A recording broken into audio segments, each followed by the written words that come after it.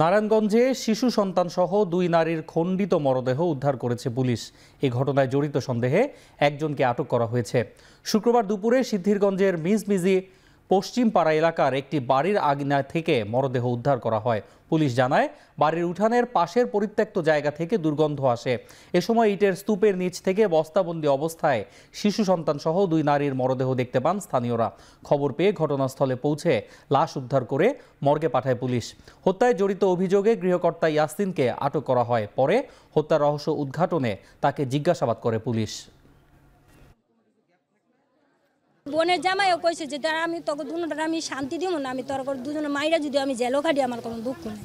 আমি স্যার আমি বিচার চাই, আমার বাপ মার নাই কেউ নাই, আর এমন ফাঁসিতে ঝুলাবেন যেন জীবনে যেন কেউ জামাই বউরে যেন মারবে না। লামিয়া আক্তারের ফ্যামিলি তার হাজব্যান্ড ইয়াসিন আলীকে সন্দেহ করে এবং বলে যে এই ঘটনা তাকে দিয়ে সম্ভব। তো আমরা ইয়াসিন আলীকে আমরা গ্রেপ্তার করেছি। সে সন্দেহজনক, তাকে জিজ্ঞাসাবাদ চলছে এবং আইনানুগ যা ব্যবস্থা আছে সেটা প্রক্রিয়াধীন।